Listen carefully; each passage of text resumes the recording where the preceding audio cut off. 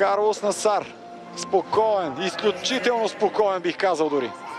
Опит, с който ще си осигури поне за сега сребърното отличие. Ако пък Давидадзе не пробва 175, Карлос ще си отдавна спечели именно това, което заслужава и за което е дошъл.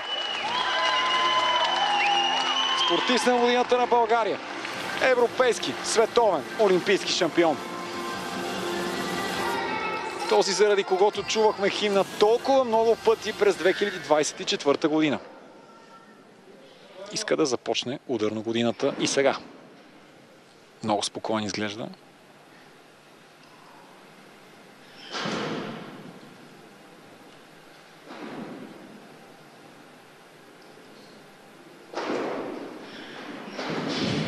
И 10 секунди да започне опита. И още някоя друга секунда, за да подскаже на конкуренцията, че ще се бори за сребърния медал. Много хора смятаха, че е приключил за спорта след тежката контузия, но това момче с всяко състезание показва, че е недостижим. Прекрасен, феноменален Карлос Насар, така както Жечко Стоянов от лявата му страна. Атанас Литков чувствително се подобри и физическата форма на Карлос, след като работи със своя масажист.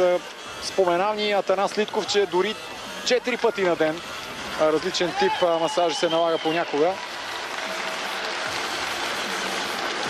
Ако трябва да правим съпоставка, останалите са Лига Европа и Лига на конференциите, Карлос е Шампионска лига.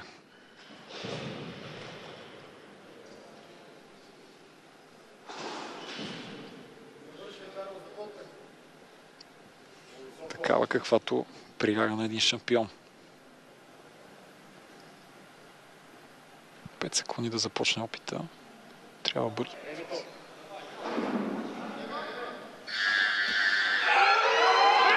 Сега да видим опита дали ще бъде зачетен. Да, зачетоха го с леко свито сърце, разбира се, защото имаше около по-малко от секунда, десети от секундата Карлос, за да започне своя опит.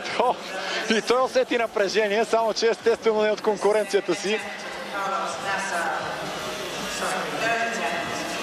Ще прави ли трети опит, на каква тежест ще бъде той? Припомняме, европейския рекорд е 185 кг, световният е 187. Казвам го, защото това е нещо съвсем нормално. Опит от 188 кг. Истинска лудост, но българска лудост, която показва Насар. Много леко изхвърли 180 кг. Той го е правил и на категория до 89 кг, така че от тук нататък може да видим най-голямата разлика на цялото европейско между първо и второ място. Изумително. Просто изумително. И първият световен рекорд също така на това европейско може да е дело на Карлос, който е със сигурност търсещ високия адреналин, какъвто може да донесе световния рекорд.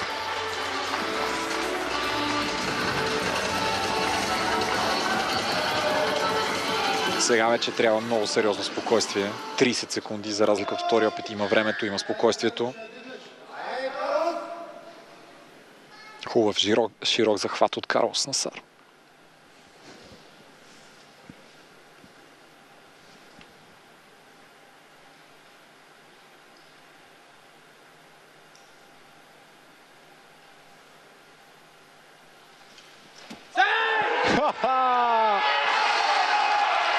Какво прави това момче? Какво прави това момче? Карлос Насар отново над всички, на върха на световния спорт. 188 кг. Къде са сега всички, които коментираха защо трябва да е спортист на годината? Ето поредното доказателство, защото постига неща, които нито един тежкоатлет в тази категория не е правил. Не се задоволява само с първото място, не се задоволява с това да води с ужасяващо големите килограми аванс пред втория, прави световен. Време е Карлос Насар да излиза на подиума. 210 кг. срещу него. 398. Юношески световен рекорд ще бъде това в двубоя, който Карлос може да постигне. И разбира се, вече да осигури третата си европейска титла.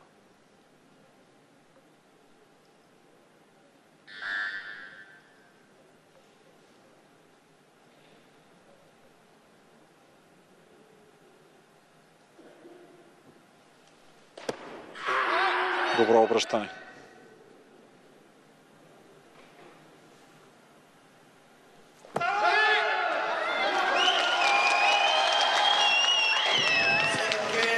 От тук нататък приказката на Карлос Насар продължава много ударно, защото европейската титла, за която дойде е тук, по един безкомпромисен, унищожителен, разбиващ, невероятен начин.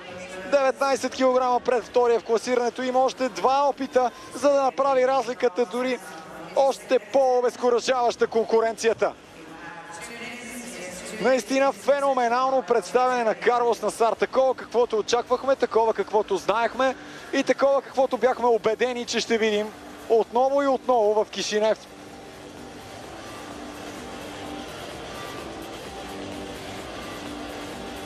Още 3 медала в изхвърляне, в изтласкване, в двубой. От тук нататък състезанието продължава да бъде по познатия начин. Наистина забележително спокойствие от Карлос Насар. И в този момент сега очакваме да чуем на каква тежест ще преценят да бъде втория му опит.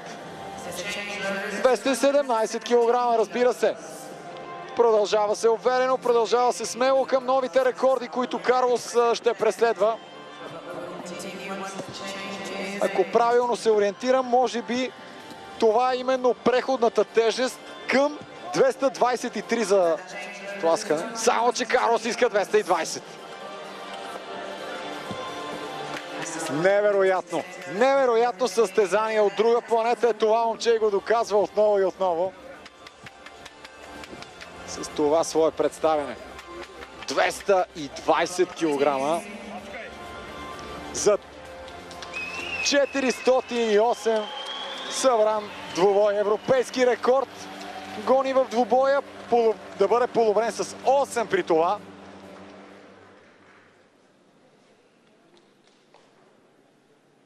Дами и господа, шоуто на Карлос Насар виждаме. И то по един наистина невероятен начин.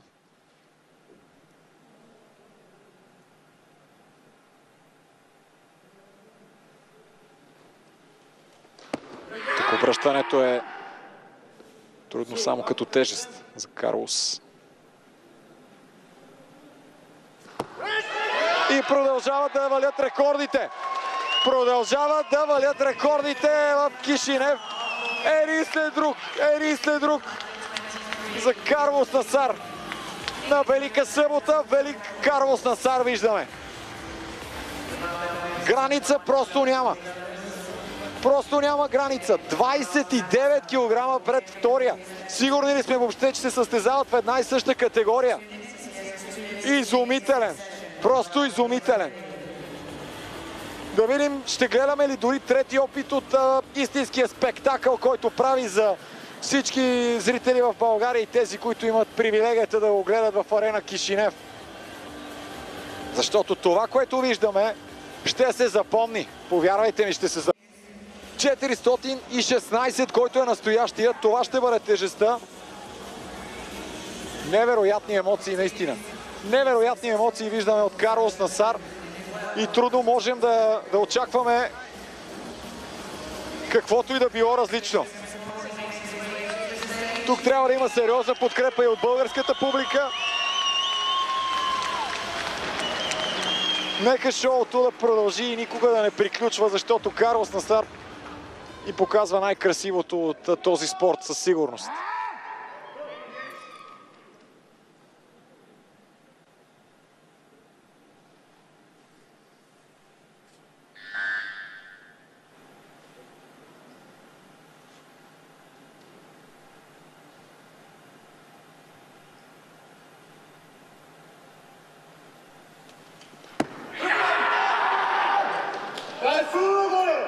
Ново обръщане като по учебник. Да, ще задържи! Но звяр, истински звяр е Карлос Насар. Феноменално представяне. Така се завършва състезание. Така се прави. Браво! Едно голямо браво за Карлос Насар. Спортист на годината на България за 2024 година. Със същия рекорд от точки, с който в момента разби конкуренцията.